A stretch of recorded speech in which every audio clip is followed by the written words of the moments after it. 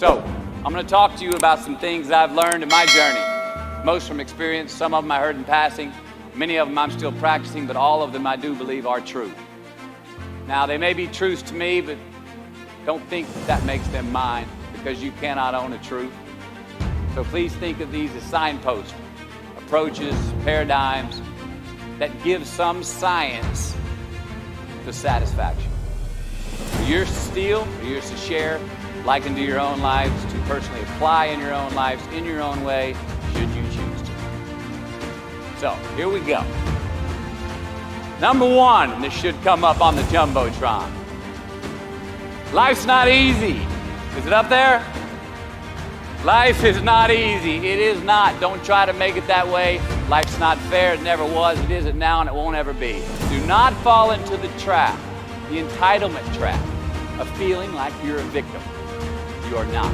Get over it. Get on with it.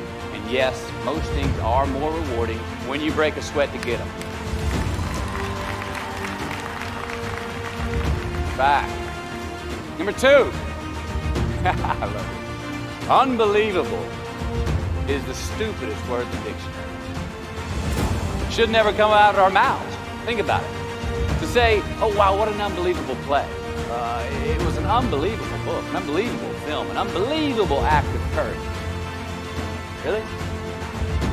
It may be spectacular, it may be phenomenal. Most excellent or outstanding. But unbelievable? Give others and yourself more credit. It just happened. You witnessed it. You just did it. Believe it.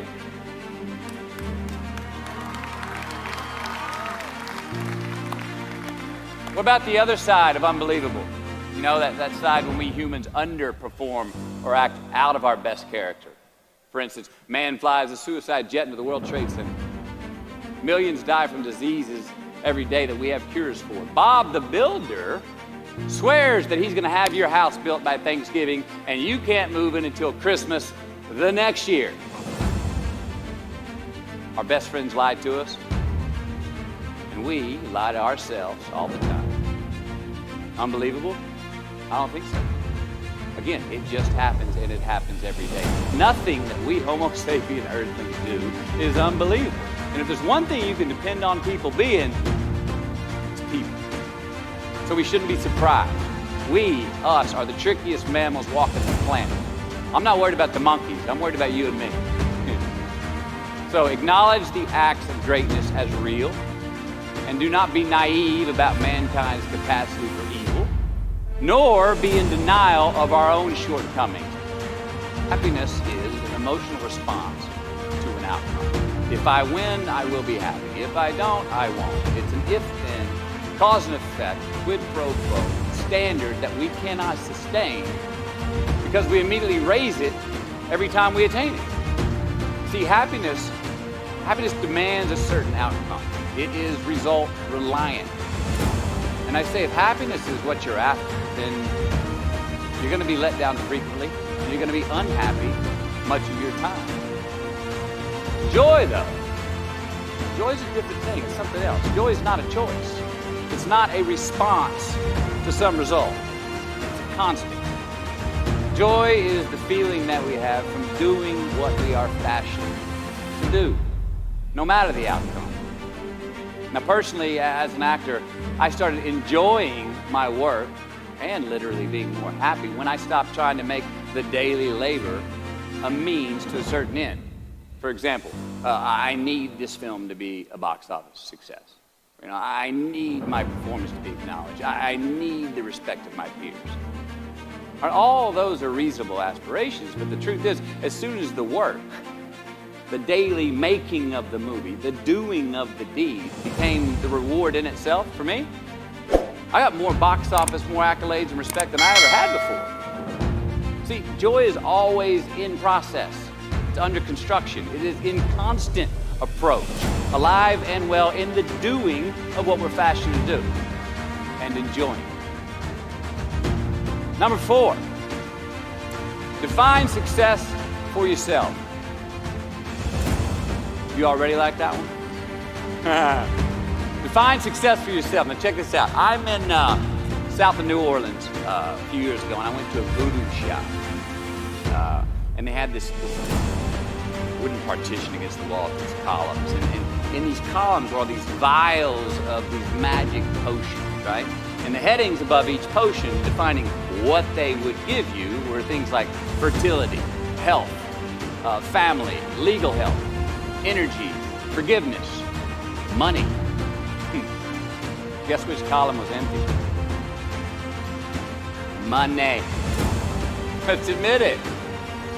Money is king today. It's what makes the world go round. It is success. The more we have, the more successful we are, right? And I would argue that our cultural values have even been financialized. Humility is not the vogue anymore. It's too passive. It's a get rich quick on the internet, riches, 15 minutes of fame world that we live in, and we see it every day. But we all want to succeed, right? So the question that we got to ask ourselves is what success is to us, what success is to you. Is it more money? That's fine. I got nothing against money. I don't. Maybe it's a healthy family. Maybe it's a happy marriage. Maybe it's to help others, to be famous, to be spiritually sound, to leave the world a little bit better place than you found it. Continue to ask yourself that question. Now, your answer may change over time, and that's fine. But do yourself this favor. Whatever your answer is, don't choose anything that will jeopardize your soul. Prioritize who you are, who you want to be, and don't spend time with anything that antagonizes your character. Don't drink the Kool-Aid, man. It tastes sweet, but you will get cavities tomorrow. All right? Life is not a popularity contest. Be brave, take the hill, but first answer that question, what's my hill? So, me, how do I define success? For me, myself. Well, for me, it's a measurement of 5 things. We got fatherhood. We got being a good husband.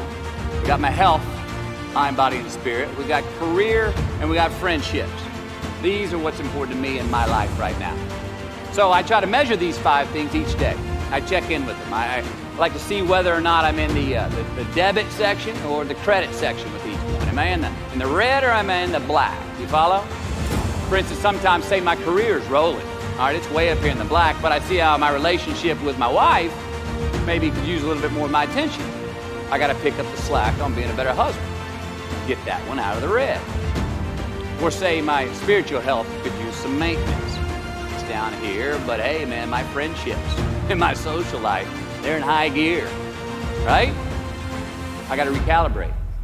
Checks and balances. I got to go to church. Remember to say thank you more often. Something.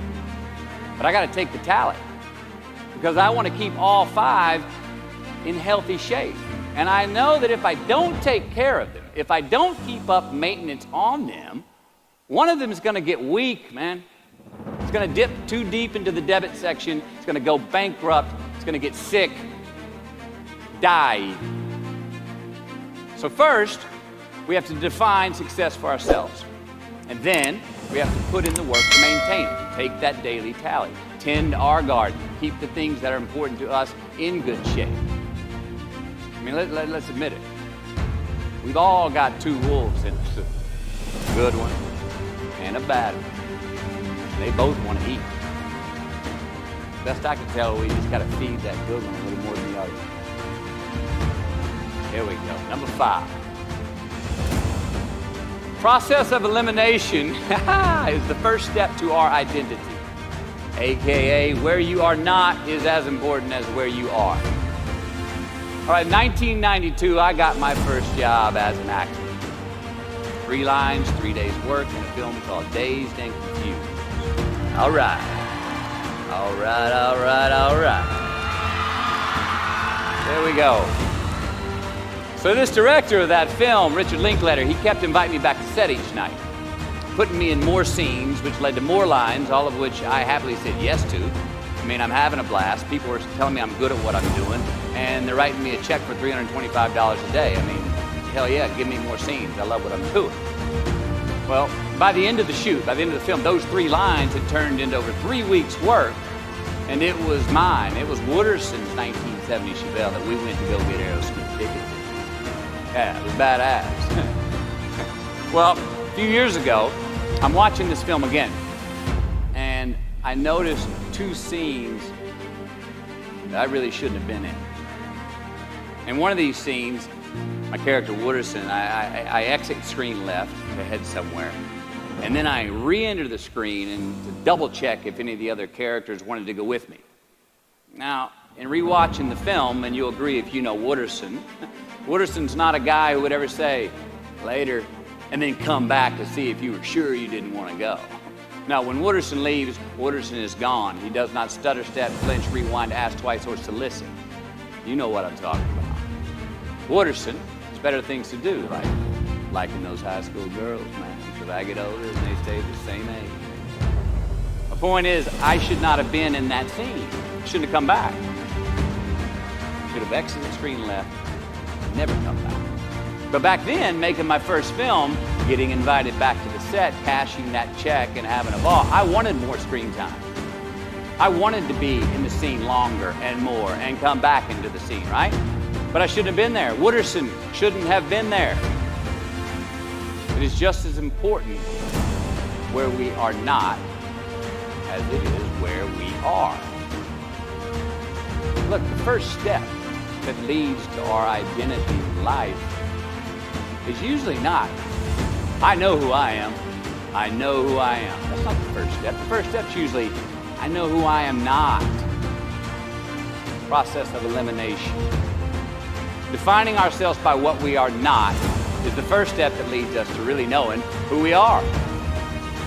You know that group of friends that you hang out with that they really might not bring out the best in you? You know, they gossip too much or kind of shady. They really aren't going to be there for you in a pinch. Or how about that bar that we keep going to that we always seem to have the worst hangover from? Or that computer screen, right? That computer screen that keeps giving us an excuse not to get out of the house and engage with the world and get some real human interaction.